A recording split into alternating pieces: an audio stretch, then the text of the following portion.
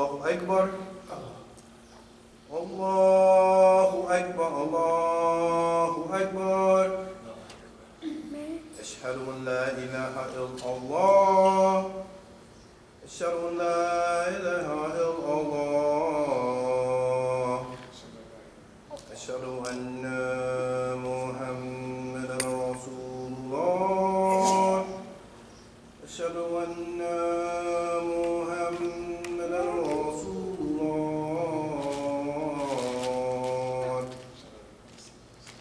Hayya ala salah.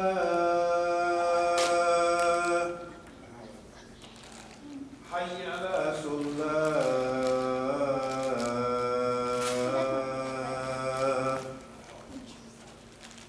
Hayya ala salah. Hayya ala salah.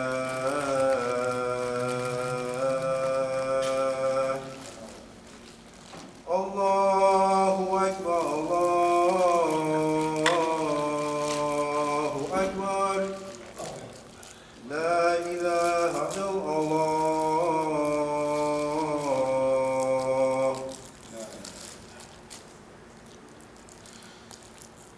Bismillahirrahmanirrahim. Alhamdulillah.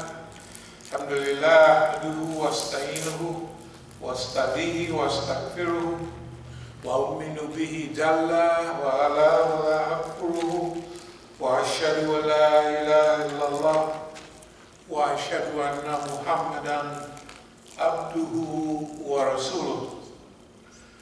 As-salahu bil huda wa dinil haq liyudhhiruhu ala din kulihi walau karihal mushrikun. All praise belongs to Allah. We praise Him, we seek His help, His assistance, and His guidance. We believe in Him and do not disbelieve in Him. I bear witness that there is no God but Allah, and Muhammad sallallahu alaihi wasallam is His servant and messenger. Allah sent him, that is Muhammad, with Deen al-Haq, the religion, the way, the methodology of truth. And this way of life known as Islam will rise to its proper position in this world, whether the mushriks like it or not. أما بعد فإن أصدق الحديث كتاب الله وأوثق الأمور كلمة التقوى وخير الملال ملة إبراهيم وخير السنن سنة محمد صلى الله عليه وسلم وأشرف الحديث ذكر الله وأحسن القصص هذا القرآن وخير الأمور أوزنوها وشر الأمور محدثاتها وأحسن الهدي هدي الأنبياء وأشرف الموت كتب الشهداء وأما علامة دلالة بعد الهدى وخير الأعمال ما نفع وخير الهادي ما اتبع وشر الأمة أما الكافر. Prophet sallallahu alaihi wasallam said the most truthful of discourses is Kitabullah. The most trustworthy word is taqwa, or fear of Allah. The best of the community is the community of Prophet Ibrahim. The best way of life is the sunnah of Prophet Muhammad sallallahu alayhi wasallam. The remembrance of Allah is the most glorious of all things. The best of all narration is Quran. The best acts are those requiring the highest degree of will and determination. The worst acts are those based on innovation. The best way of life is the one adopted by the prophets of Allah. The most glorious death is the death of the martyr. The most wretched blindness consists of going astray after finding the right way. Best acts are the ones that yield benefits. Best guidance is that which people may be able to follow. The worst blindness is the blindness of the heart. Bismillahirrahmanirrahim. Inna Allah ya'muru bil 'adli wal ihsani wa ita'i dhil qurba وَيَنْهَى عَنِ الْفَحْشَاءِ وَالْمُنكَرِ وَالْبَغْيِ يَعِظُكُمْ لَعَلَّكُمْ تَذَكَّرُونَ. The Lord commands justice, doing of good, and liberality to kith and kin. He forbids all shameful deeds and injustice and rebellion. He instructs you that you may receive admonition. Ya ayyuha alladhina amanu ittaqullaha haqqa tuqatihi wa la tamutunna illa wa antum muslimun. O you believe, fear Allah as He should be feared, and do not die except in a state of Islam. Kuntum khayra ummatin ukhrijat lin-nasi ta'muruna bil ma'rufi wa tanhauna 'anil munkar wa tu'minuna billah. You are the best peoples ever evolved or raised up for mankind. Because you enjoin the right, you forbid the wrong, and you believe in Allah subhanahu wa ta'ala. The word ukrijat lil-nasi comes from karaja. If you were in the Middle East, it would be an exit sign. It would be, say, karaj, to go out, to exit. And so, ukrijat, which comes from karaja, has to do with going out or evolving. In this case, it means evolving. You are the best people that raised up for mankind. Whatever it was in, you was in. Allah brought you out of that, exited you out of that, escaped you from that, rose you up till you became part of this ummah, which Allah subhanahu wa ta'ala says is the best for mankind. The best of mankind. So that means that we have that potential to be a good part of mankind, which includes womankind, of course, being correct for nowadays, modern times. That we have an opportunity to evolve and rise to a position that we can count in the world in which we live.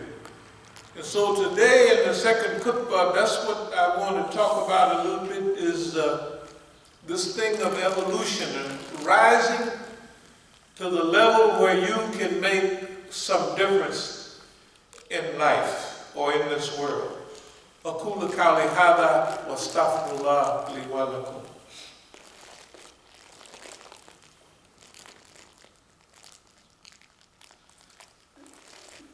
بسم الله الرحمن الرحيم. الحمد لله رب العالمين والصلاة والسلام على خير المرسلين محمد النبي الأمي وعلى آله وصحبه أجمعين. I would like to open with an ayat by the English meaning. O my Lord, in the name of Allah, most gracious, most merciful, O my Lord, Thou hast indeed bestowed on me some power and taught me something of the interpretation of dreams and events.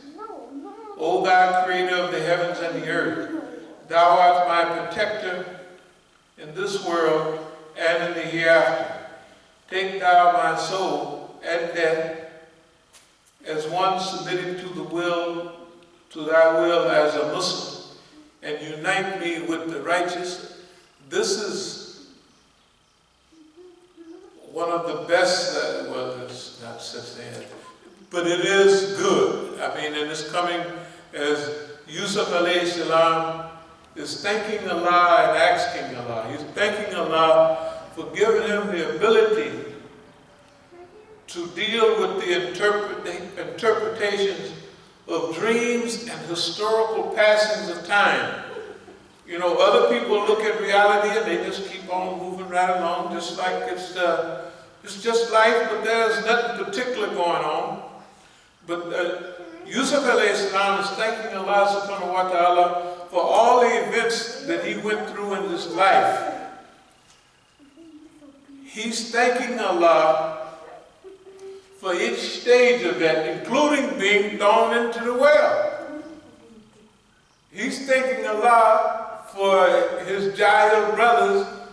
Out of jealousy, they're going to try to get rid of him. An assassination plot, which as far as they knew, they had to finish him off and they was done with it. It was fine for them. He's thanking Allah for an assassination plot that was almost successful. Don't be for the people that came by and picked him up. But they considered him a booty, a prize. We done just found him, so, you know, that's what we're going to do. We're going to keep you, and we're going to keep you in slavery. And then he considered his slavery as a blessing, according to the ayah, and his liberation in the time of slavery as a blessing. But he also placed, when he was in prison, he still did his job. This is probably when he realized, hey man, there's something deep going on. I'm here teaching Tawheed to people that they're not down with this, and they listening. So even with that, he considers it a big blessing. And then as he describes the exit of one of the two that's asking him about their dreams, right? One of them gets out. And he was a cupbearer to the king, and he's back doing his job, right?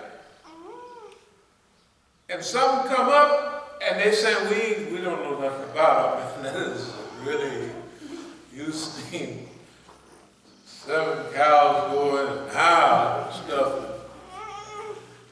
7 of them come out skinny, and 7 of them come out fat. We don't have no, they basically say, we don't have no knowledge of that kind of stuff. The cupbearer says, hey, I got a homeboy that was in the joint with me. And he down with all of that. Right? No, that's basically what he said. He down with all of that. You know. They said, well, go get him then. He said, well, I ain't coming out till y'all clear up certain matters with the sisters. I ain't coming and doing nothing. Then, said, well, hey, sisters, what happened with your brother? Said, well, he old by now, you know. He the passion. And in fact, Jaleka says what it was. It was nafsamara. That's in the 53rd ayat, Surah 12. It was nafsamara, right? Remember the 3 stages of development. Nafsamara, self, desire, man, animal self. Nafs-lawama, ethical side, where you now call self-reproaching spirit, where now you can judge between right and wrong, and sometimes right wins, sometimes it don't wrong. But now that's when you become human, on that second stage. But nafsa mutmaina, this is the stage that Yusuf was at, and this is the stage that many great personalities reach. Nafsa mutmaina, when you done reach the elevated soul, and where the gravitational pull of things in the earth don't have a big effect on you at all. You can walk through it with ease. But anyway, now so now Yusuf done got it, they done agreed, and he's out of the penitentiary, and he has to do a job. And this is what Yusuf is thanking Allah. I want to thank you for teaching me some of the interpretation of situations, historical realities, and events that go on. And he's thanking Allah for that. And he's clarifying that he understands no matter what he do, Allah is his protector. And you'll find me submitting to the will of Allah subhanahu wa ta'ala. And I wanted to open with that, and I'll probably close with it also. But we're living through a period, and just for discussion's sake, we'll call this psychohistory. And it's a kind of statistical mechanics, a mechanism for human psychohistory. Is the social scientific dream, is a social scientist dream. It predicts with uncanny accuracy the course of humanity. Now, this white folks now, don't get too stuck in. Pay attention to, I mean, you know, like Yusuf and all that. The rest of this stuff is just, you know, we trying to make sense out of something and trying to pass on a little during our time that might help. So don't get too stuck on some of this stuff. But when it's talking about this psycho-energy, it's talking about a historical type of energy also. It's talking about the rise and fall of empires. That means an empire, what makes it really effective and efficient, that it harnesses the energy of the people and give it focus. Right? Okay, we here in America, as black people, we have a lot of energy. We do a lot of things. But it seems like this system here is set up to divert our attention, to divert our energy, to scatter all our activity, right? So if we're going to have a black demonstration, they put people out there in front of it, this handkerchief-headed people, right? To mislead us, right? If they're going to have it, I don't care whether it's Black Lives Matter, this life, it doesn't make any difference. When we get ready to do something, or before we get ready to do something, boss man is already there, concocting something that our energy, through misfocusing or misdirection, right? So we have a lot of activity, if you think about it, as human beings. In our society, we have our people, let's say black people, we have a lot of energy. And we do a lot of things, you know. But I don't know if y'all ever saw that cartoon. I think it was Boondocks or something about Martin Luther King. He's in a coma and he come back after so many years being dead. Being in a coma. And he came back and people had G-strings on, dancing and partying. He said, man, I quit. I'm going to Canada. You know what I mean? He said, man, imagine any of our people, our great personalities. Remember Malcolm, he gave his life, or he placed himself in a position where his life could be taken for the cause that he was perpetrating, right? And the same with Dr. King. You can see Dr. King in 1968 when the white folks in Chicago is acting. He said, these white folks in Chicago is worse than in Mississippi. He's a Southerner, he's used to them. But when he get up there, they throwing stuff at him and their eyes is popping out. He said, man, these people are bigger races here in the North than they are down in Dixie. For no reason, right? And you can see he was a little despondent. Let me go on. So we have energy, but there's something going on in the society that makes our energy be diffused where it serves no purpose. That same thing now is happening to the one that used to be, he used to be in charge of energy. He would, if it was getting too small back here in the East Coast and he wanted you to go out west and take all that stuff from the Red Brothers, right? He would raise up somebody, go west, young man. Your future is the west. And people jumped in covered wagons and went all the way across to the west, right? They just went and went. Wagon train after wagon train, right? In other words, mind. He had domination on his mind.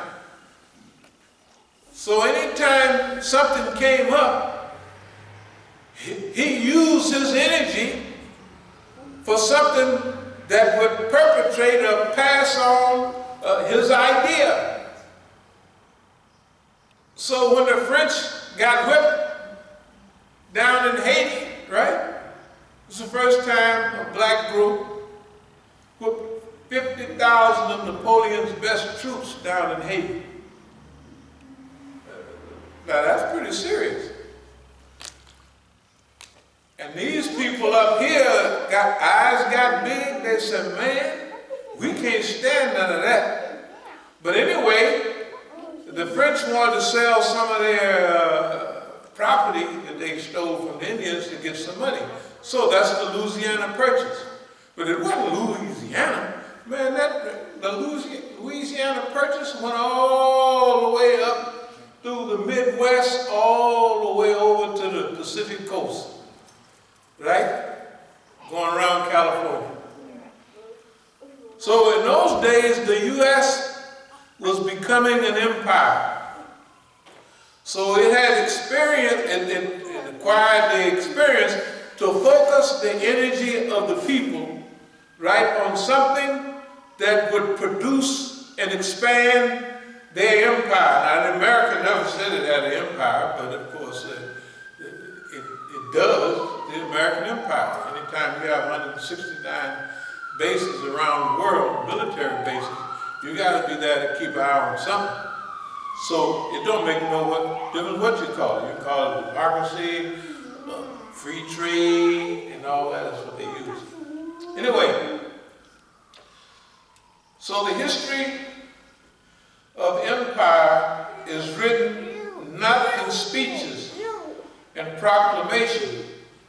It uses the language of energy. It's not proclamations and great speeches. How does that group of people or future empire use and direct its energy? For America, now remember, I don't care what empire you're talking about. This is basically true of most empires.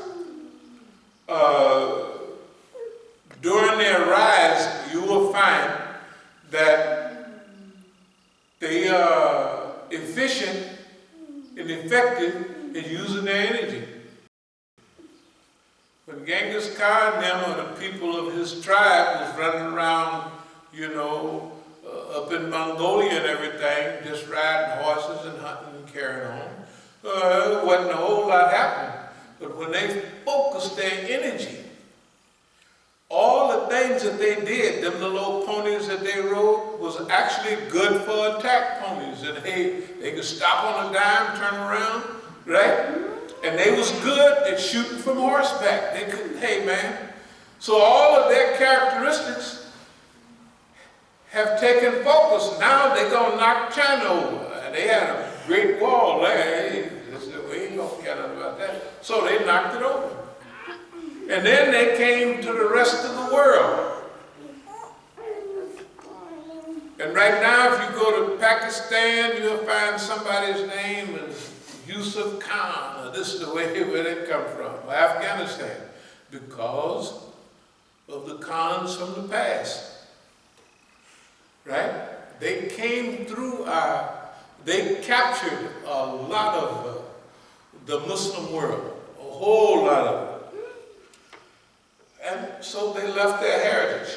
But the beautiful thing about Genghis Khan and Khutbah Khan, they captured the Muslims, but Islam captured them.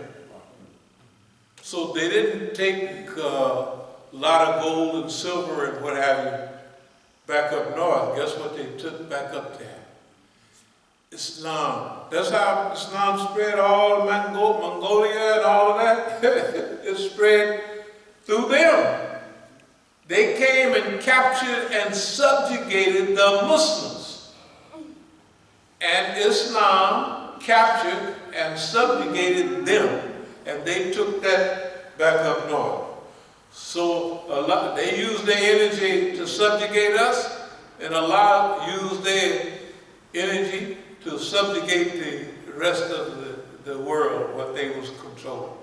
That makes a little sense. Now, so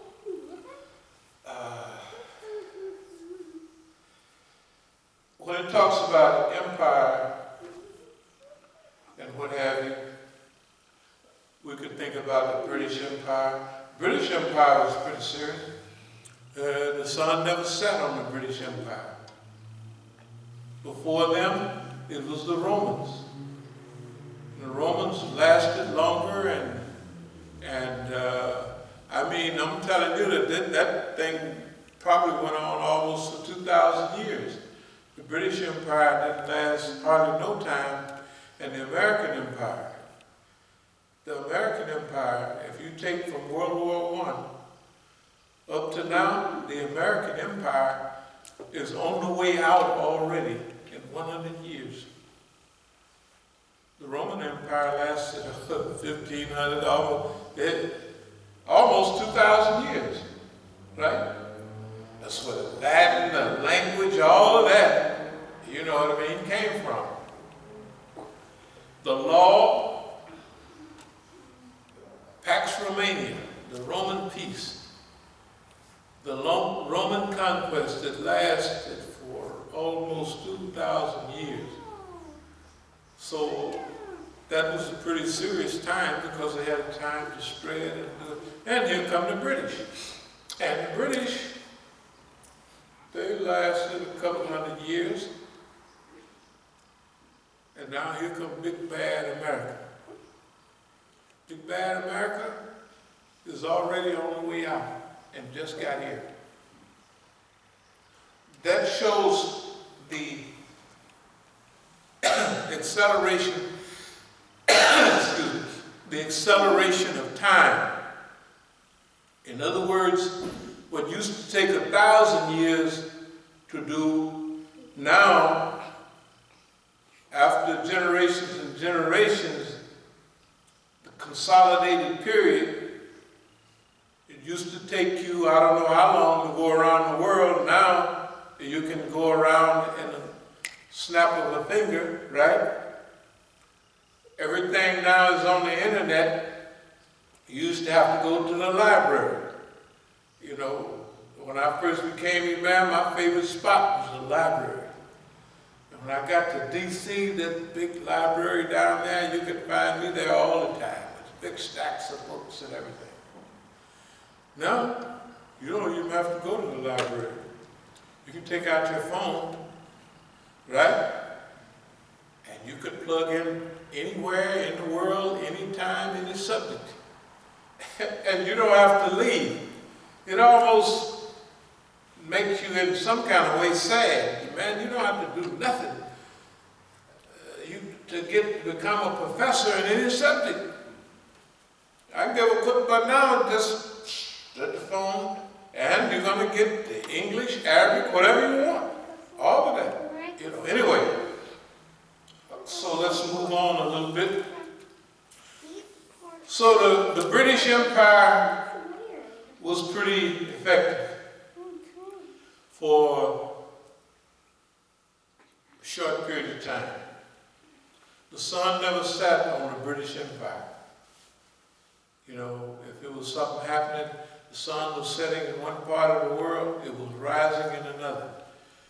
And wherever it was rising and setting, the British had a colony, and they had coal and iron, and they built a big navy, and so they could rule the world.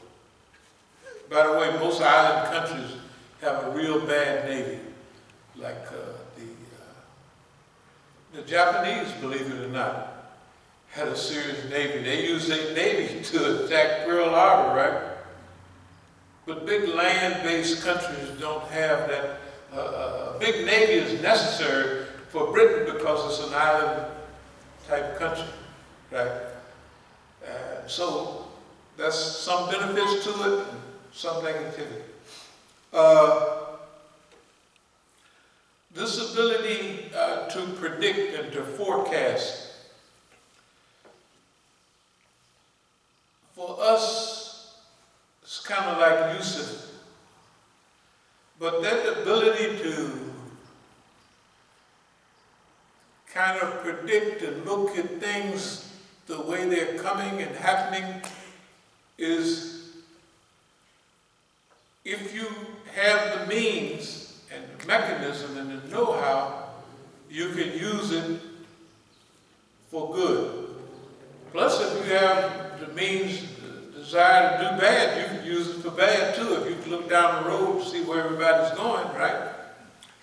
So now here we are, we're looking down the road, and we've been doing this for a long time. Anybody that's here and been here are already used to several decades of focusing on the present and how the future's going to look, and it just so happens that we've been correct in that. So that's good, but sometimes it's a dilemma. So we want to talk about the good parts of that and the dilemma. First of all, it can place you in a state of helplessness or hopefulness. Right? If you misappropriate the good that Allah gives you or that shows you, you can get a feeling of helplessness. Man, I can't do nothing about all this. The world is going on like it is, and ain't nothing I can do about it. Right? And so, what if they fill up all the oceans with plastic? Right? I can't do nothing about that. Because I feel helpless. I feel overwhelmed. And now they're going to make electric cars. And they got big old globs of stuff at the bottom of the ocean that you know what it does? It's perfect for electric batteries. And they're going to go down and get all that stuff up out of the ocean. And they don't care what it's there for or what it does. We're just going to get that. And ain't nothing you can do about it. Right? Me and you, it's not a whole lot we can do about the trends and the developments going on around the world. You're actually just running your mouth, using up space, breathing up all the oxygen, right?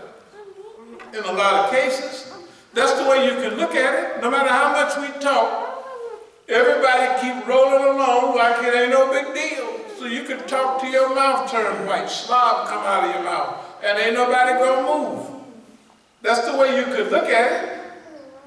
So that would develop a feeling of hopelessness. Man, if you really took it wrong, you said, man, I'm going to get me a little piece of whatever I can around here. Go on about my business and keep quiet. Like most civil rights people and most people that work for a few years, after a while they give up. They say, man, I done tried to hook my folks up for all this time and they just drive right along like I'm not even here. And that's what Martin Luther King did, the joke in the Boondocks was, man, if this is what they're doing, I'm going back to Canada. And he showed girls with G-strings on partying, you know, and he said, this is preposterous. This is a type of insanity. You know what I mean? That this world would produce this, and it ain't no just king. It's the world. I want you to look at the world the way it is right now. The world has gone crazy, it's acting crazy, and it ain't doing nothing about it. And they're not fixing up or trying to straighten nothing up before they go to outer space. They say, man, we going out there, and the ones that's got the money to go out there, right, are the ones that's messed up everything down here, right? You can't get no spaceship and no Discovery rocket to go up there and land on the moon and dig up nothing and send something back so you can look at it and what have you. Well, you know, they had the New World. The New World was the West. It was called New. I mean, people have been here same amount of time they've been there. You know what I mean? But they call it the New World. And guess what? When they came from the old world to the new world, they did the same thing they've been doing over there. They conquered and poisoned and slaughtered and killed, just like they've been doing over there. I mean, you would be shocked that some of those armies in the old days, during Roman time, they'd have 300,000 people. A small one would be 100,000 people. You know what I mean? And I mean, they used up all that energy for death and for destruction. Okay, let me speed up a little bit. Helpless now. You could feel hopeless also. There's no hope of doing anything about this world. You know, and then you take your prediction rate. How often are we, let's say in here, how often do your forecasts and predictions come out correct? Okay, so if you have a high rate of forecasting ability, if you was a gambler, if you raced horses and all of that, it would be great, because you could predict and forecast every race and all of that, right? And you'd be big money. But suppose your forecasts and predictions deal with the rise and fall of civilizations. And all of your forecasts have been about life, birth, growth, decline, right, and death. Then everything is born. Then it grows, then it gets old and declines, and then it dies. What about that ability to relate to civilizations, battlefields? If you look at literally everything we talked about, if they lost in Afghanistan, we told them to stay out of Afghanistan. If they lost in Iraq, we told them you jump it up and down today and tomorrow, but you wait. Another 2 weeks, the stuff gonna hit the fan, right? And everything that technically we've talked about here have been, let's just call it correct. So that could make you, if you were a gambler or you was trying to make money, you'd be happy, man. I can forecast, you know what I mean, get my little facts together, and I can forecast with 90% accuracy what's going to happen. This horse going to win that race, and this is going to be the president, that's going to be that guy going to lose, right? So it could produce a type of hopefulness or hopelessness. In our case, it doesn't produce either one. It produced wonder and amazement. Wonder and amazement how? Okay, we had a Quran and it talks about Noah's son, Noah gonna run her, and boy, you better get yourself on this boat. Man, I just get up on this hill or something, and they got up on the hill for a minute and the water kept on coming and there he was gone. Right? So, this seems to be the pattern of behavior where we are, right? No matter what you do, no matter what you say, no matter what are the historical and environmental circumstances, when you look at and you deal with the people say, Allahu Akbar, that's great, and then they go right on about their business and keep doing what they were doing. It don't have no relation to anything constructive or reconstructive. And so, it could make you a little bit of hopelessness. That's not our case, because that's what we have in the Quran. And we find in that a lot of inspiration. And we find that this is not the first time Palestine has been taken over. The Christians took over Palestine way back when. And it was occupied for over 89 years. Then Allah raised up a Kurd, not an Arab, to be the Caliph over in Egypt. And his name was Salahuddin Ayyub. He unified the people, raised up an army, and he liberated Al-Quds. So, Palestine. So we could look at this and we have options of how we're going to look at this.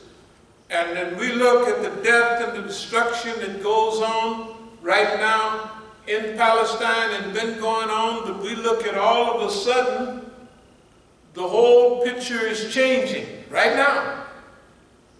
Although we lost hundreds of people, the destruction of our area, the psychological makeup, the emotional makeup, the historical perspective of the people have changed right before our eyes. Is it new? No. Same thing happened in Lebanon. Remember 2006 when the Israelis so-called they go invade Lebanon? And under inspirational guidance, they whipped the Zionists in front of everybody. And you saw the Zionists on TV crying like babies, and they own big tanks. We can't see them. I said, maybe they got the ghost shirt on, you know, the Indians in America. Of course, they didn't, technically, for the American Indian, they didn't work. The ghost shirt, but the white man couldn't see you. And if he shot you, the bullet would bounce off or something. Anyway, it didn't work for the brothers. But that's not the end of the story. They're still here. You don't know what's coming later. Right? Something may come later that they get all their land here back, and we ask them, hey, you know, we've been here so long, we'd like to stay if it's all right. And they said, well, y'all are homeboys. Half of y'all is Indian anyway. So you go and have a good time. You don't know what's going to happen. You don't know why? Because big boss man, I wish I had to show you, he got one on. Boss man bites the dust. I'm going to read some of the same lines. Boss man is technically biting the dust all over the world. I want to be brief. I'm trying to get through this in a hurry, but Afghanistan, he's been there 20 years. He hurry up trying to get home. They won't let him. They ain't going to let him go. They keep doing something, and then boss man say, of course he want to stay, but he don't want to stay. He want to leave, but he can't go. You know what I mean? He kind of handcuffed, shackled to something he did. He should have stayed out. The Russians told him, hey man, stay on out of there. All the people, the great conquerors went by Afghanistan. In the old days, what's the guy in Greek? Alexander the Great. He come rolling through there. He said, man, I'm going to keep on going. He just had a feeling he was right. Because he would have got bogged down in Afghanistan. The Greeks might still be there getting beat upside the head. You know where you had a bad dream and you wake up and get beat upside the head and go to sleep and you keep this happening all. That's what happened to the Greeks if they would have stayed. It sure happened to the Americans. The Russians just packed up and run on out, right? They said, forget it. Enough is enough.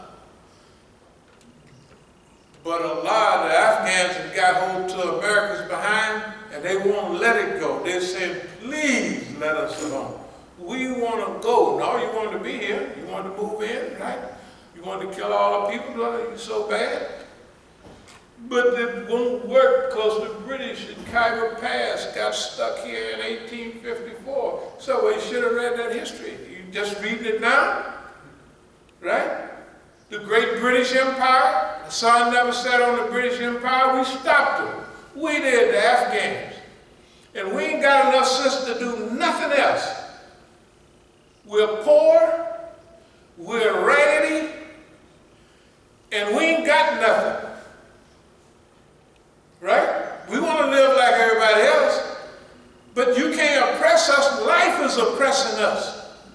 Transportation is oppressing us. The flow of rivers, the sun, everything, right, is rocky. You ever see Afghanistan? It is rocky, rocky, rocky. It ain't no whole lot of nice little green spots, you know what I mean, and what have you. It's different than here. And the U.S. is there now, and it's stuck. They should have known better. They should have read history. That's what we're dealing with a lot today. I'm trying to speed up. So for us, prediction rate, we already know what that is. Project management, you know, we here have talked about homelessness for decades, and we want to try to do something about it. We'll start in California, and so that's one of our big projects. We'll talk about that later. The black universities and other universities, we're going to go through there and we're going to talk to them very soon about something that they're doing already, and they want to do it, but give it focus. For decades, we've been 100% against joining and cooperating with the system known as America, right? 100% against it, right? But now, we're saying there's a new time limit. It seems like we don't have a lot of those time. But how much time do we have in this dispensation, right? How much energy do we have? How much focus do we have? So what we're saying is, the Israelis are controlling all our arenas, including the police department. So they're telling the police, and you can see it, shoot and kill them niggas like we do in Palestine. Y'all just low-class murderers. You go, we better show you what we do in Palestine. We got head busting. Now remember, the people in Palestine are under the brute force of Zionist Israeli murderers. And all their policies are head busting, ankle busting, shooting people with so-called that ammunition that knock your eye out, knock a hole in your head, rubber bullets. That's rubber. You ever stand in front of rubber traveling at 2,000 miles an hour, it'll attack you wide open, right? They call it rubber bullets, and people think, oh, rubber, it bounces right off. No, it don't. It don't bounce off of nothing. Okay, that's the environmental realities that our brothers and our sisters are dealing with. And we here in America are dealing with the reality of not just the old-time cracker racism, but being taught by a superior racist, the Zionist, the heartless Zionist, right? And you got to remember now, we're the target of those people. See, if you are the target of old boss man here, just regular old white man, you could say, oh, boss man, old Moses is getting a little tired. And you can fool him. You can actually fool. That's what we learn how to survive, is listen to the people born in 1900 and all that period. You know, the end of the 1800s. That was when I was growing up. I watched their game and nobody else paid any attention to it. Not only that, there's nobody in the FBI or any of these other modern organizations, right, that know any of the game that they practiced in 1910, 1920, 1930s. That old Dixie con.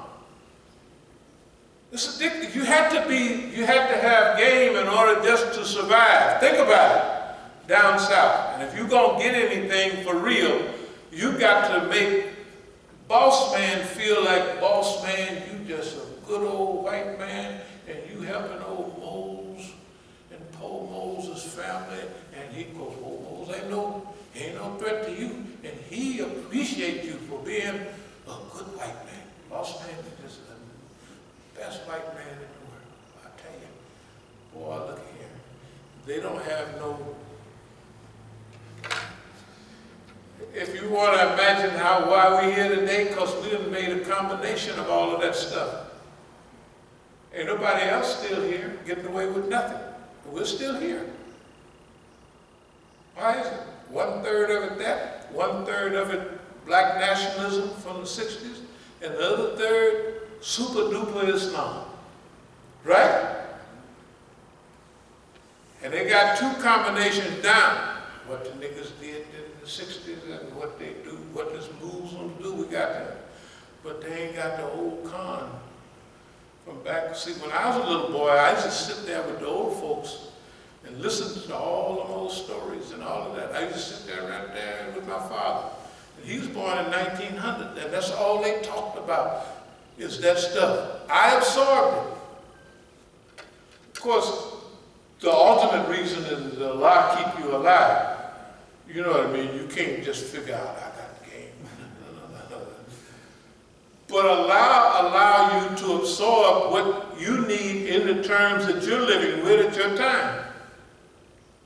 Right? So anyway, we're going to speed up. So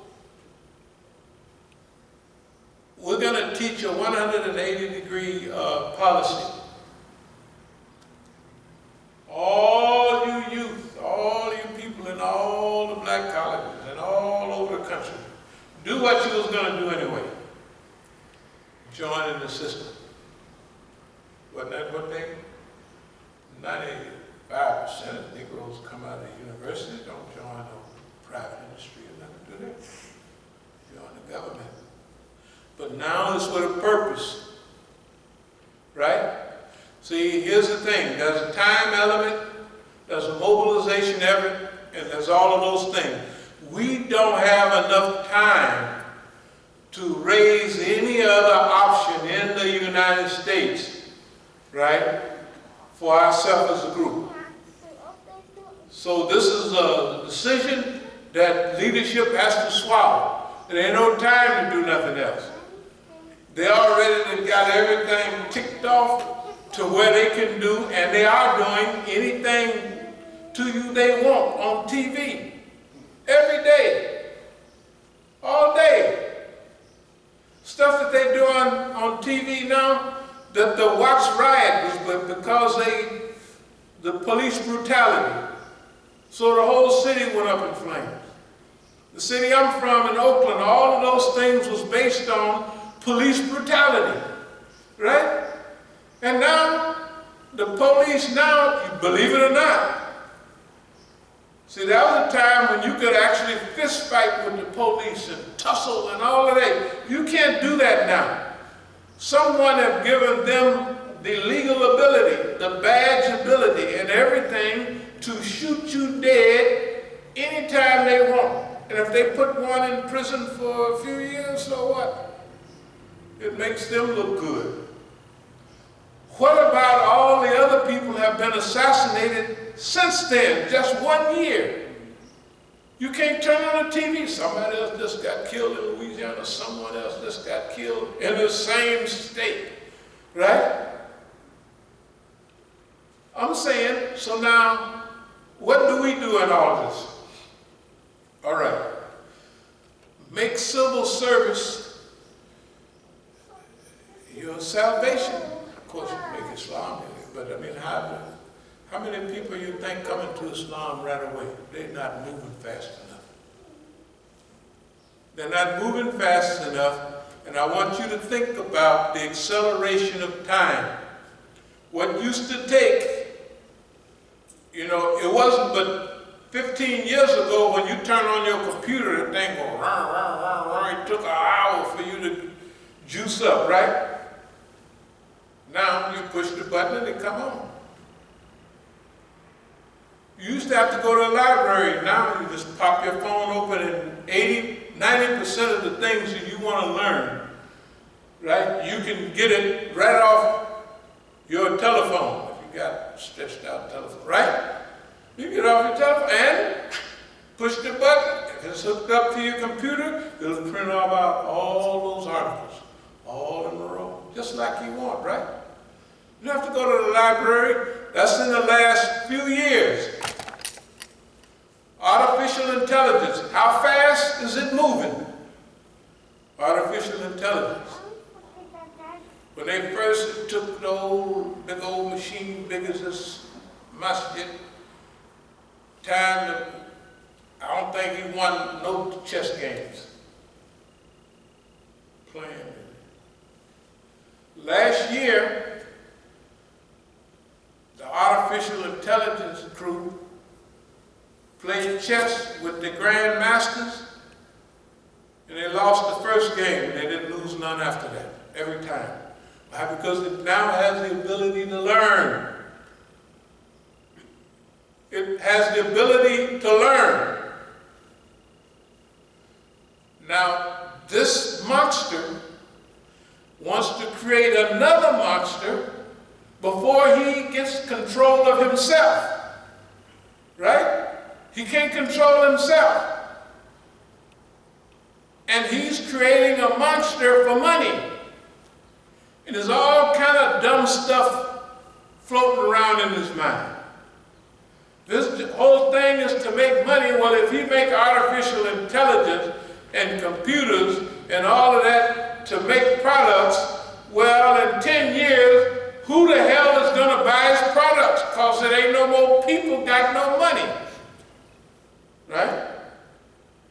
So the next thing he's going to tell the computer, you could kind of ease these off, you know. In fact, it's only ideal if we have 1 billion of them, and then after it's down to 1 billion, they'll say, but it's a beautiful world, eating no more plastic, no more. What they going to think of since they got all the money?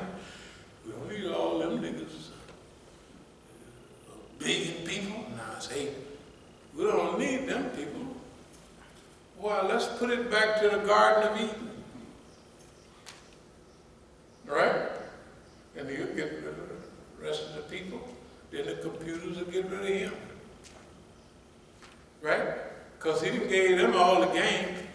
And eventually, one of them going to touch something and say, well, if you do that, that give me some kind of we'll use all this for our own purposes. So he go around and he'll hook up a few more computers.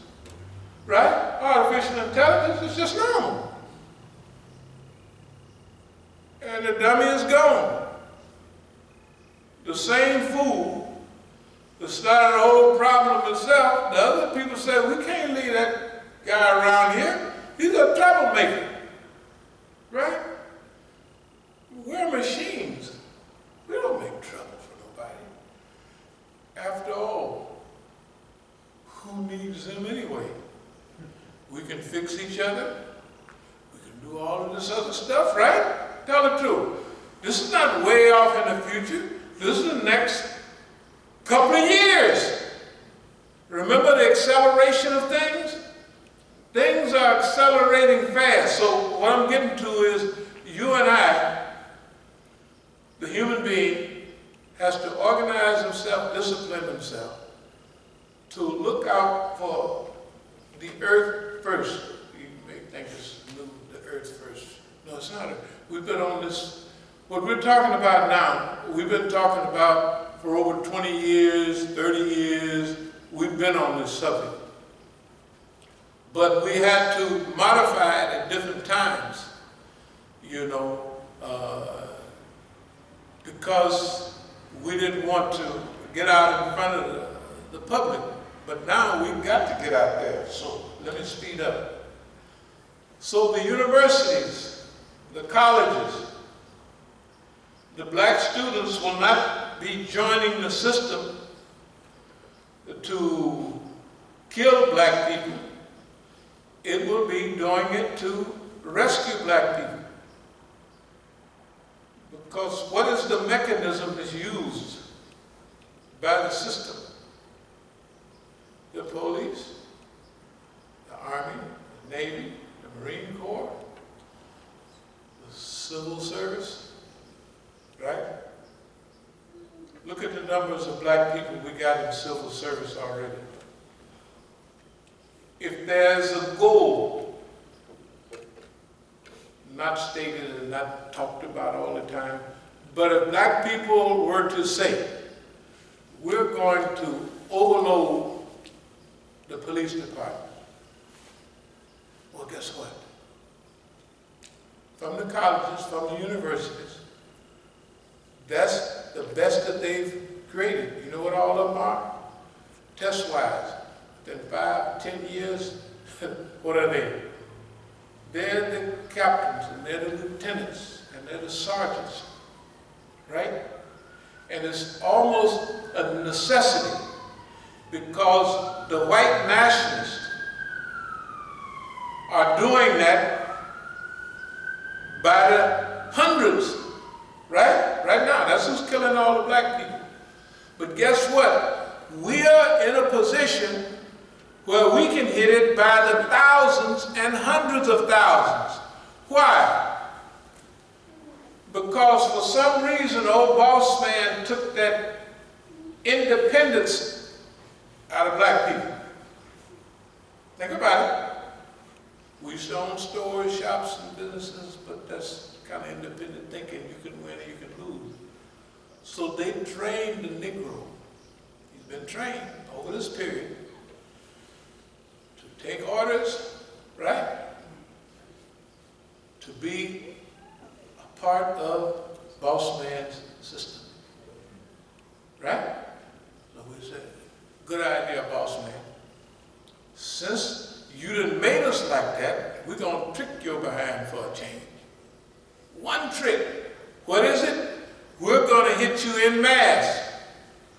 Soon you'll reach a critical mass. That's when critical mass means that you've reached numbers now where you can have an influence. You don't go in there on the first 5 years, open your mouth, we here to fix this up, and oh no, just cruise along. You try not to beat no Negroes over the head, hang no Mexicans. Try to make sure you don't do none of that, right? But you keep your mouth shut and you're just taking all the tests and moving up the line. Then you reach a level of protection. Why? Because now the Army, the Navy, the Marines, the police, everybody, at all the universities, and all the park rangers and all of that. Anyone with authority, that's where you are. And not only that, you tell the white people we got something on their mind. Instead of you going, try to stopping all the boats from killing the whales, join the people, join the white folks there, your folks. Just join them, just get in there and get some power and authority inside of that. So pretty soon they can tell you to kill the whales, and you just turn around and say, yeah, boss, we got it. You know, I guess white folks would do it like that. But they wouldn't do it. Right? But now they have a critical mass. It's very simple. At certain times, there are certain plans, certain strategies that you can implement that will work. Right now, we're under the pressure of time. You know how we used to talk here, oh, we got longevity, right? That was our favorite word, longevity. You don't have that opportunity. We didn't play that all the way out. There's no more time for longevity. You don't know, only Allah knows, but you don't know the time limit. But one thing that you know about it, boss man is in accelerated decline. And in a decline, right, the first thing they start, like Eunice, throwing stuff overboard, right? Who you think going first? Well, you think white folks is going to say, well, this boat is full of people. How about I just jump overboard and make it light for everybody? Think they're going to do that? They're going to look around. You ever see white folks on the Titanic? The movie, The Titanic. You know, I'm not saying it was bad, but black people sung Jubilee songs about the Titanic, Lusitania, all of them ships that went to the bottom. 1912, Jack Johnson was the heavyweight champion of the world. Nigga, you can't get on this boat. And everybody knew it. So when it went down, they shouldn't have been doing that. They were happy. Black people. Yeah. John Jacob Astor, all them high muckety mucks was on that boat, right? And it went down. I guess you got to study the psychic of the time. They were not happy. I'm sure nobody would be happy to see all them nice white folks go to the bottom. I know they wouldn't. But can you imagine the era, the time, right? Jack Johnson, when he fought for the championship in 1910, that must have been the toughest minded Negro in the world. To walk out there and whoop that white man and make fun of him at the same time. In Reno, Nevada, all of the guns and rifles out there. See, y'all might have liked Muhammad Ali. I like Jack Johnson because my father and their friends, that's all they talked about. They didn't talk about Muhammad Ali. They talked about Jack Johnson because they was kids when it happened. They used to tell the old story that the guy went down, before he got lynched, of course. He went down to a restaurant and said, I want some coffee, black as Jack Johnson, and some eggs beat up like Jim Jeffrey, you know, scrambled eggs. And they dispensed with him, of course. But that's the way the joke was. Okay, now we'll get back to those of you who may not understand the environment you live in. There are time periods which we've studied very well, but only Allah knows the time. Now, it's time to not tear the system down and stay away from it. It's time to embrace the system. Yeah, embrace it. Become police. As many as you can get. You might get 20% of them, right? That's all right. After you get critical mass, you got to imagine America. 20 years from now, everything that's going bad, America is going down. Well, if it's strife, the niggas started it, so let's shoot them all. If you're full of the police department, right? They can't do it. I have some information on this. Back in the 60s, my family went to the biggest church in town. They still do, Allen Temple. And so my sister was in a panic, running and came to find me. And I thought, hey, all of them turned around. And they told me that we was just told that they were scared that your name was coming up. The police, the black police that was in the church, right? The black police that was in the church, you know, some of the first ones told my sister. They knew our family. And they told them, your son is on the wire, your brother's on the wire, he better be careful, such and such and such. I was at a demonstration 2 years ago. It was a celebration of Geronimo Pratt, if y'all know who that was. And I was giving a speech, And I was telling him about how me and so-and-so was friends and we worked out together. And the old lady, this is about 10 years ago, telling me.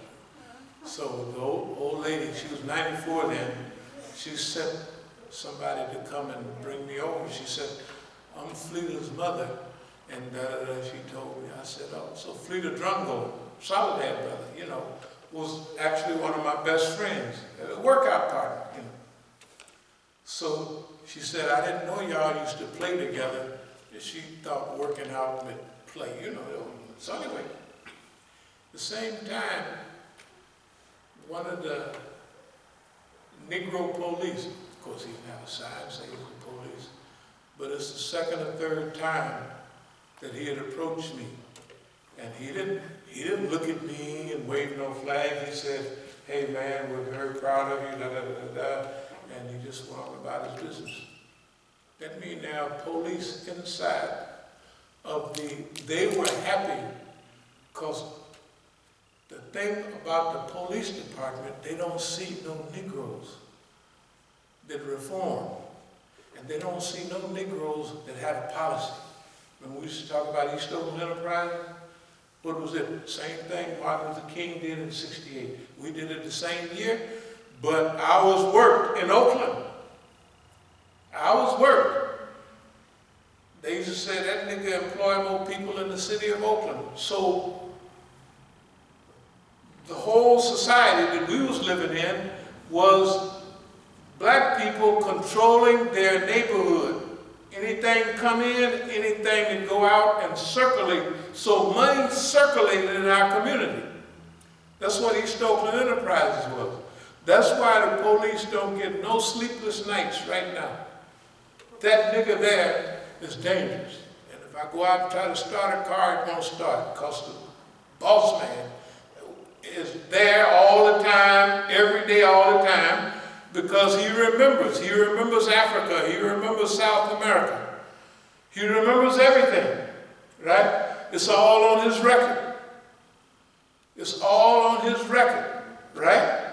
And so right now, we're using that, what we've learned by challenging the system. And we have learned something about time limits. This looks like there is a time limit between where we are now and where we could be in a few years, right? If things keep getting bad, right? Which way they gonna go? Boss man inflating the money, giving money away free money. How long can that last? Just think about it. Eventually, the money crashes, right? When the money crashes, America crashes. Because the money, the printing of money, is the last whole card that America the Great has, right? See, you may not be overseas, but ask anybody from there. When they save money, they save it in dollars. All the drugs, the billions of dollars in drugs that come here from South America and whatever, a lot of it is the government involved. But even the part that's not, when it goes back to South America. Remember Pablo Escobar? He had a house that was $4 billion or something in the house. He told Colombia, here's what we'll do. If you take and don't sign that treaty with America about extradition, we'll pay the national debt $4.5 billion. That was 25 years ago, Colombia. That's the money dope dealers have, right? Therefore, that kind of money is so big, boss man gotta be in it. He's the one that cranked it up, right? And you get big, look at all the Negroes. You get big, you stay big for a while, you spend up a lot of money, party, he done trained you, and then the money goes back to him. He puts you in jail, he'll kill you, and it's all over. Right? Right? That's the way you do. That's the system. And as long as they want, you can bail out, you can do this. till all your money's gone. Then what your lawyer do? Turn you over, say, it's all over for you. You better take a plea. I took a plea. Stop. Well, you don't have any more money, Johnny. Right? What do you want me to do? It's your lawyer. I can't pay off. My kids are in the best schools in the country. I'm driving 3 Benzes. I live in a $1 zillion house. I have expenses. How can I live, right? And all of that if you don't pay me my salary. And the dirty thing about your dear government, whatever happened, the government tell lawyer so-and-so, he's an honest man, say, you give us that nigga, we'll give you 10 free cases in a row. Big as you want. We just want that nigga. What's the lawyer gonna do? You mean you give me 10 free cases, you guarantee I'll beat them? So he can go to every other criminal or dope dealer and say, get me as your lawyer. I guarantee you, you'll walk. 10 of them in a row, right? Pretty soon after he done that, he's a $1 zillion lawyer and he got all the money you can imagine because they wanted that Negro, right? And he gave them to him. Then they give him all the other, he got 10 Negroes or crackers. He can get off any case, right? Because guess what? You think they care? Heck no, they don't care. The more cases they got, the more police they got, the more judges they got, the more lawyers they got. It builds up their system, right? And who's the victim of your system? Their system, right? 95% of the people, well, it's technically 94. Plea bargains. Isn't that right? And is that justice? I'll get to the real point. The point is this. Let's break it down in good old slow English. Which we live in an environment that's moving along at its own pace. It's right on the tip of outer space, going into a whole new dispensation. Just like in the old days, it was the old world and the new world over here. Anytime there's a transition like that, the people that have the money, the people that have the wealth, the people that have the know-how, number one, anything that's out there, you don't have the money to go out there and find it. So if they find a vein of gold on Mars, it's 100 miles long, right? And 3 inches deep under the soil, who's going to get that? They are. Then they can control that, right? They are going to send it all back in 1 day or 2 days because they want to keep the price of gold up. Like diamonds. You know how many diamonds they got all over? The white folks got vaults full of diamonds. Why? Because if they let them out like that, the price will go down. You and I don't have nothing under our control. But here's what we can do. In order for him to oppress people, in order for him to arrest people, in order for them to maintain people, who do they need to keep them above board? You and I, right? Remember the 99%? And the 1% is, the math is worse than that. Here's what I'm saying. The 99%, and a part of the 99% is you and I. The system cannot work unless we cooperate. So we cooperate until we get in the right position. Yeah, cooperate. Take all the tests. Become the chief Negro. Yeah, Now you said, man, Musa was talking about it, talking all that talk, don't work with the white man, do this, that. That was then. That was then. Not now. It's an emergency. It ain't got no plan coming from nowhere and nobody instituting nothing to preserve your wife, your children, your family, and nobody. You're going to depend on the boss man to do it? Of course he's a nice guy. He won't kill you. He don't kill nobody else. He don't kill Indians, right? He don't kill no other natives. He's a nice guy, boss man. You remember him, right? Sand Creek. Battling a little bighorn. You remember him. He's a nice guy. You can trust him. That's what he tells us. Musa, you trust me. I said, boss man, I sure do. I trust you, I tell you. I stay up all night just reminding myself how much I trust you. And I like you too, boss man. You just the nicest crack up boy, I'm telling you. With people like you, right, we're safe and secure, right? So what do you want to do? Stay on the outside and let him get you, or join up? I say, well, here's what we're going to do. We're going to be at black colleges all over the telling them, join up. They're going to join anyway, right? But join up with a purpose, isn't that right? Join up with a purpose. This is the thing that we haven't had in a long time. In decades, a national purpose. Remember the old people.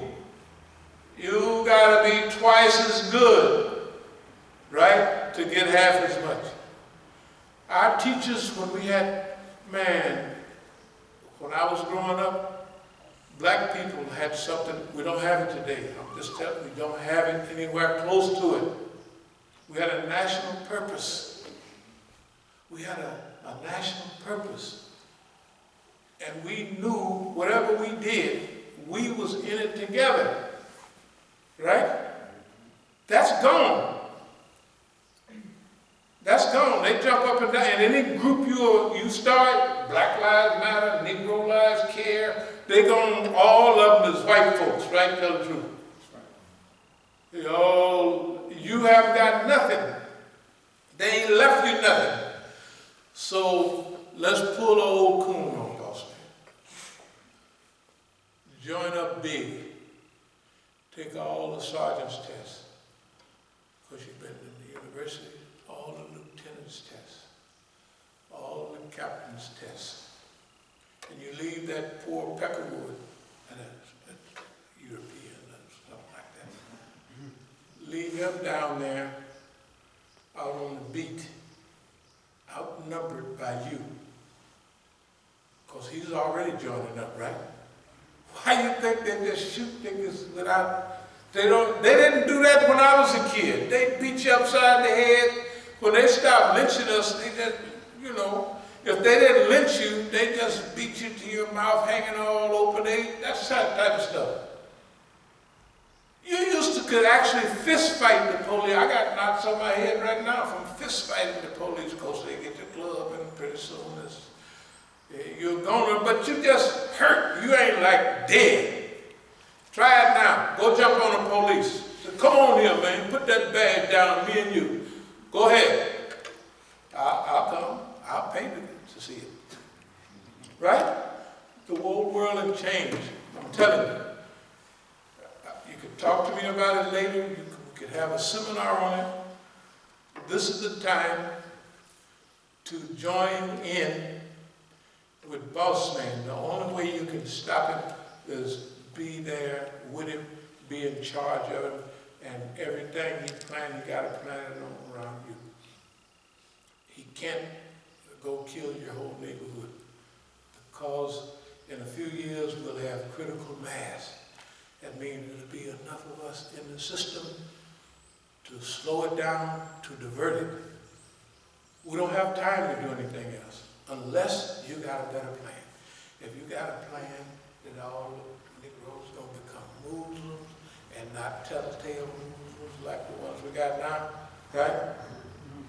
And we ain't gonna be like the Negroes, like Al Sharpton and Jesse Jackson and all of the Black Lives Matter, all them people, right?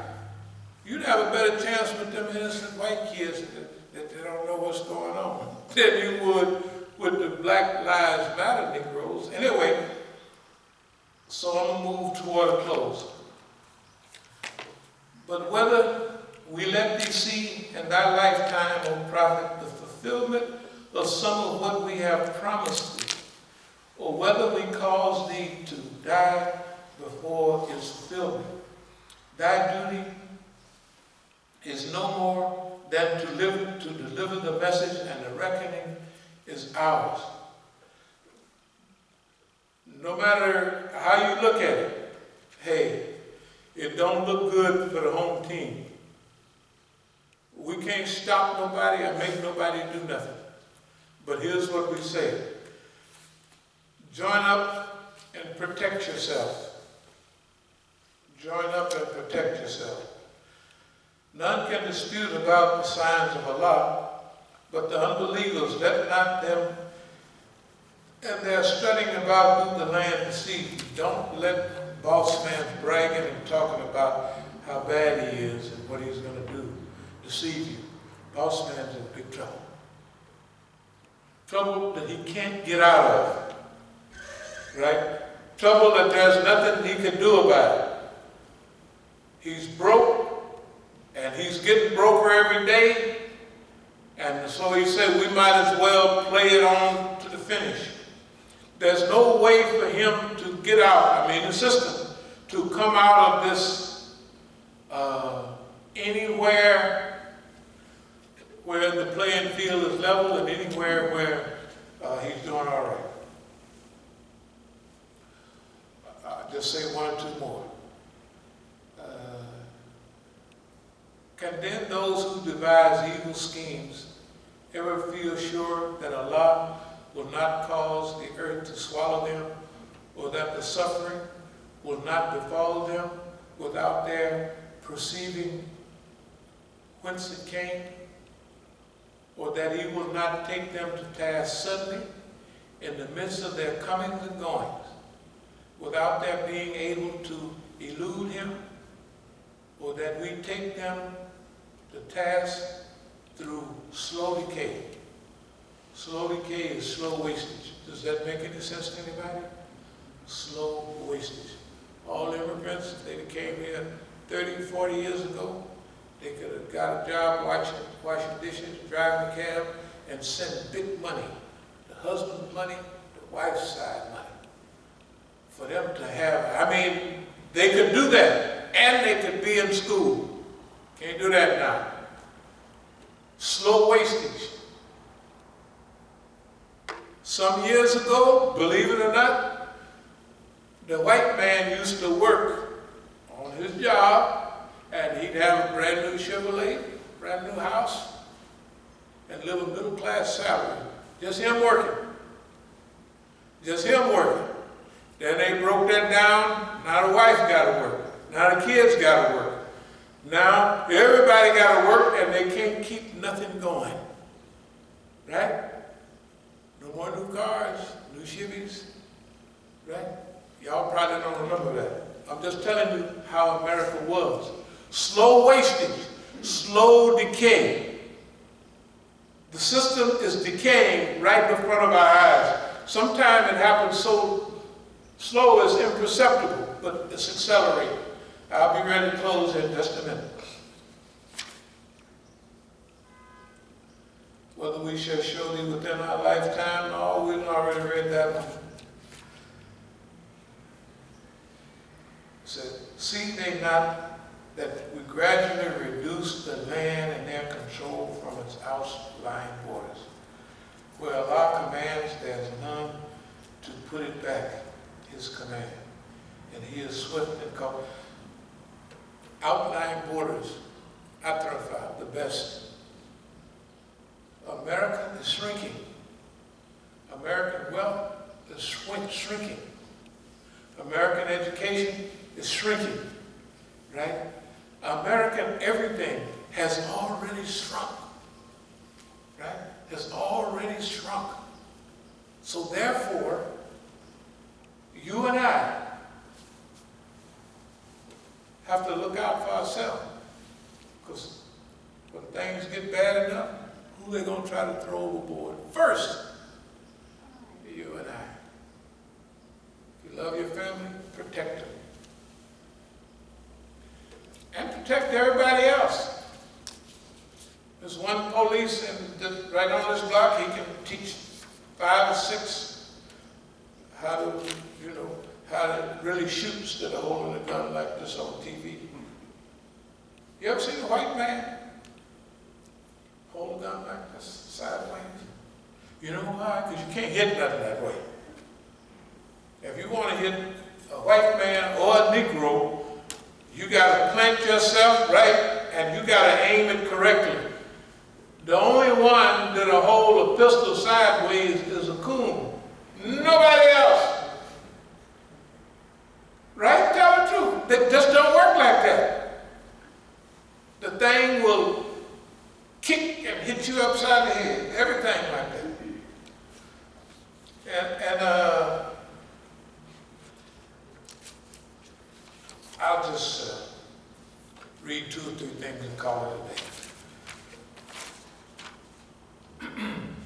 If anyone travels on the road in search of knowledge, Allah will cause him to travel on the road to paradise. The angels will lower their wings in their great pleasure. And with one who seeks knowledge, the inhabitants of the heavens and the earth, and even the fish in the deep waters, will ask forgiveness for the learned man. This is Abu Dawood. Now we got Sahih Bukhari, Sahih Muslim, but Abu Dawood is a technical collection of hadith.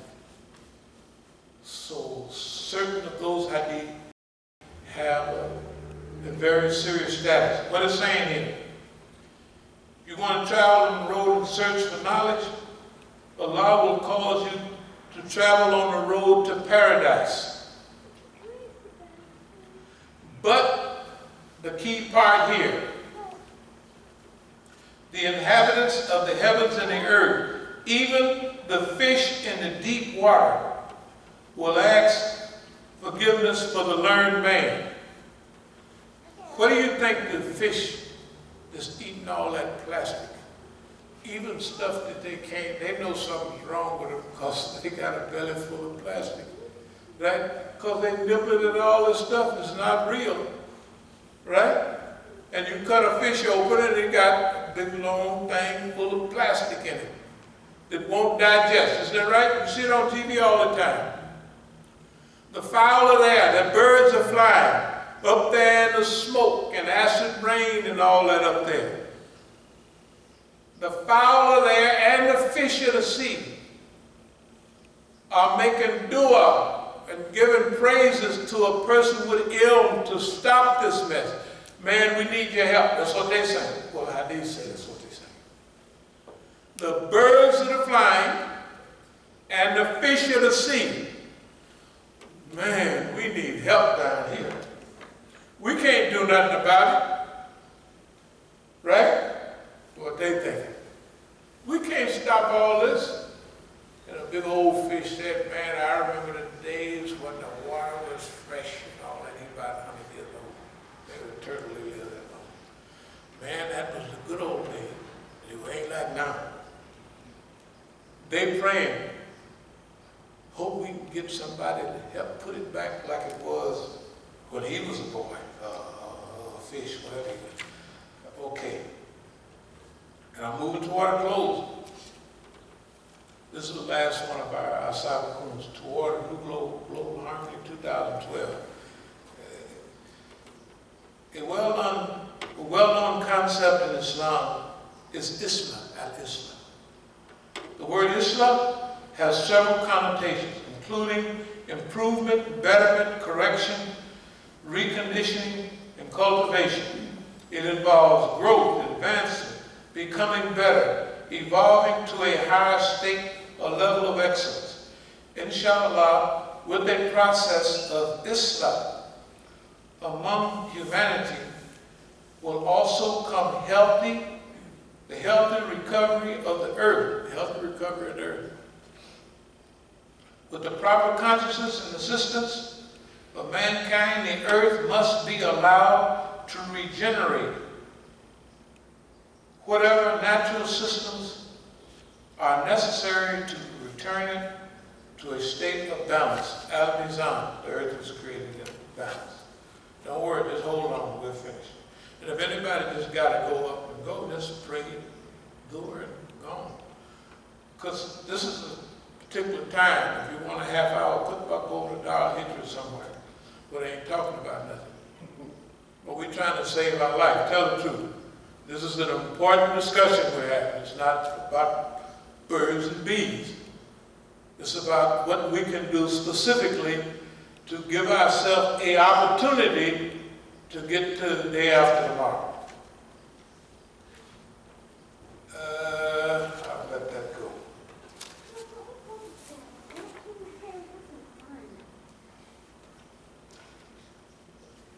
Abu Hurairah radiallahu anhu reported the Messenger of Allah sallallahu alaihi wasallam recited from the ayah, "If you turn back from the path, He will substitute in your stead another people, then they would not be like you."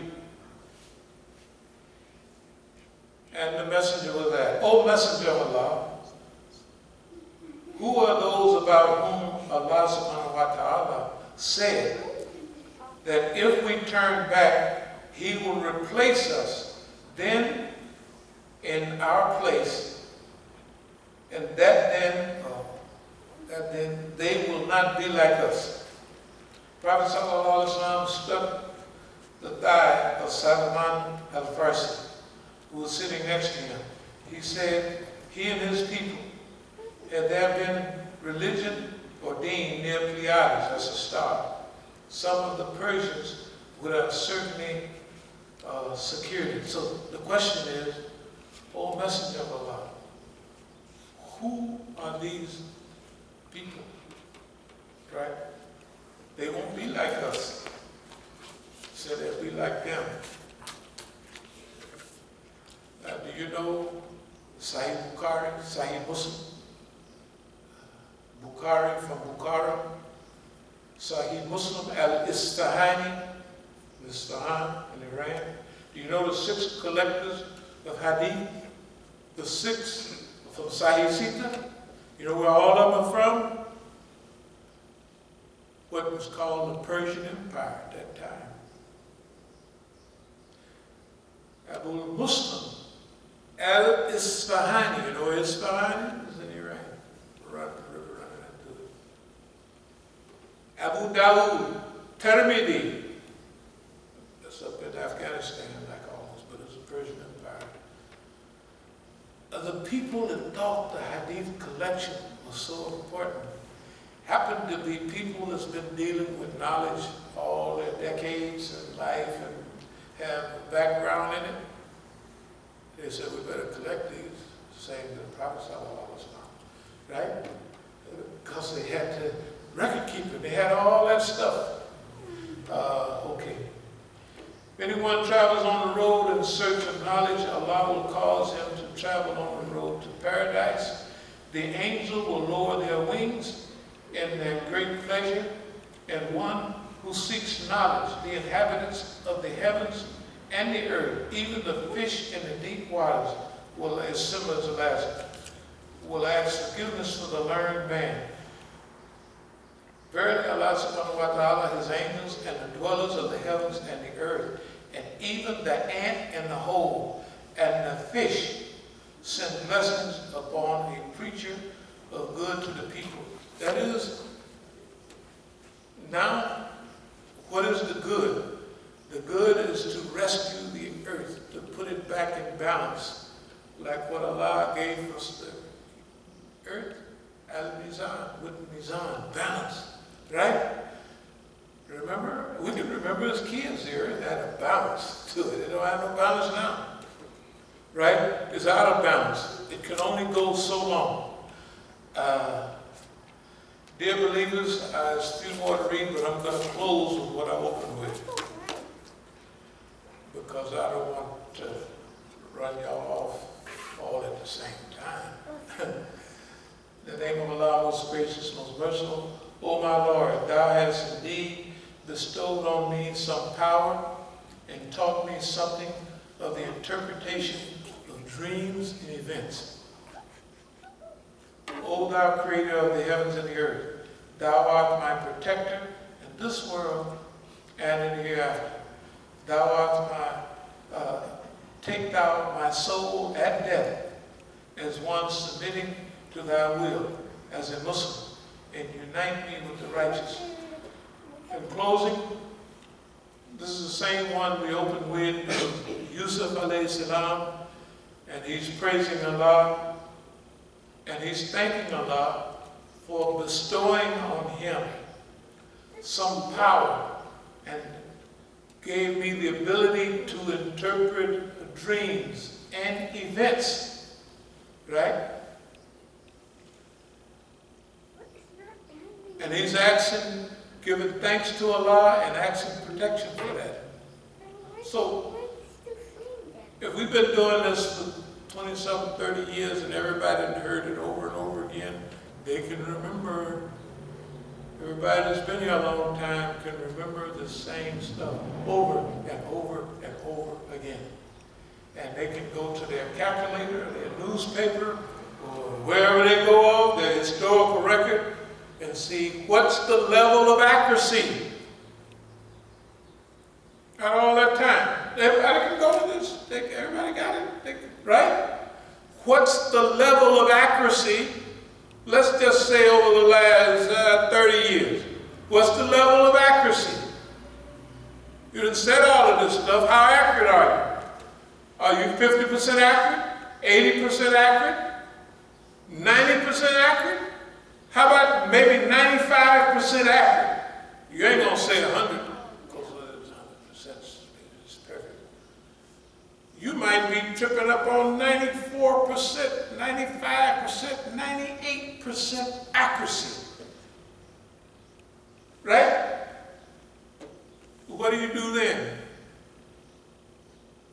That's why we're doing like Yusuf said. We thank Allah for that. But it's our duty to tell you this. We all have to do it together, right? You don't have to say it and do it all by yourself, right?